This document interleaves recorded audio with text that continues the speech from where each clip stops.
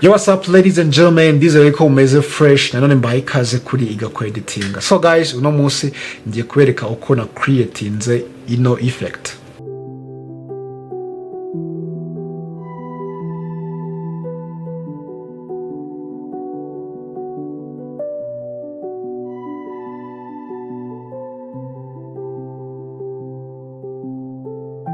So guys, nkuko ibonye mbere yuko twinjira muri Premiere Pro, niba ushaka gukora ino effect guys, ikintu ugomba kubanza wakora ni uburyo umenya uburyo bayishutingamo. So nari mfite kamera on the tripod, okay, iri kureba kuri one background, okay. So nashutinze clip ebyiri z'abakarakter babiri bagiye tandukanye ariko bakoze the same move kuri one position, okay guys. Kamera iri on the stand on a tripod kugira ngo ninza kumaskinga ino effect bize guhura. So nkuko urimo kwibona ndazana muri Premiere Pro yanjye, okay, double click.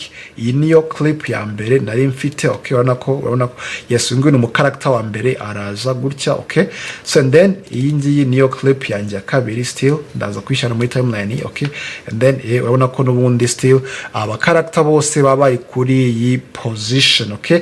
So ikintu ndaza gukora guys, ndaza kugerekeranya clips zanjye, okay, gutya. And then inze gukanda kuri clip yo hejuru, so inze hano kuri effect control guys, making sure yuko clip yawe yo hejuru ariyo iri selected. Noneho ndahita nza kugabanya opacity, okay.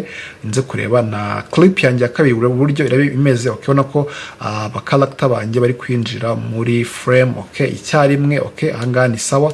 So guys, ikintu ndaza gukora rero, ndaza kuri clip yanjye yo hejuru, okay, inza no kuri rotation, inze kuyicurika, ndaza gushyiraho umubare 180 degree gutya guys. Urabona ko imwe iri hejuru indi hasi. So ikintu ndaza gukora guys, okay, ndaza kuri clip yanjye yo hejuru ubwo inze kumaskinga, okay.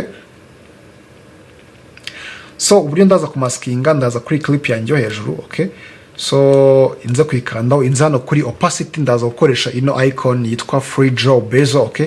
So ngiye kumaskinga ino clip yanjye yo hejuru, okay. So ndaza kumaskinga iyi clip yanjye yo hejuru gutya guys, okay. So making sure yuko nyimaskinze neza, okay. Ndaza kumera nkaho nyiselectinze ariyo yonyine, okay. Guys, urabona yuko already namaze kuyiselectinga, okay.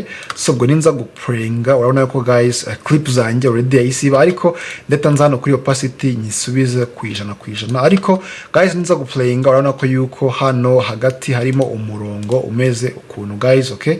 Harimo umurongo direct witugaragara. So ikintu ukora still nubundi urete uza hano kuri mask 1, okay. Urabona ko and then mitenza hano kuri mask fader, okay. Inze gufederinga wa murongo wanjye. So guys, ninza kufederinga gutyo urabona ko urahita uba disappeared. So urahita uba disappeared muri ubu buryo, okay guys, ku buryo ninza guplayinga clips zanjye urabona yuko guys subject yanjye imwe iri hejuru indi hasi. Urabona ko guys ino effect irimo iragaragara neza cyane, okay. So nuko nguko guys ino effect ushaka kuyicreatinga, and then yurangije ushaka kuyigira imwe still ushaka guhita uyiselectinga, those two ushaka guhita uselectinga ano ma clip yanjye bibiri, right click ugahita uzana kuri next, and then ugahita kanda okay direct guys, itiba one clip. And then so waba ushaka kuyongeraho ibindi bintu like color grading ukaza kubikora guys, ariko wamaje kubicombininga muri ubu buryo. So guys, niba wakunze ino video guys, please don't subscribe, liking, sharing, commenting kugira ngo staying in touch.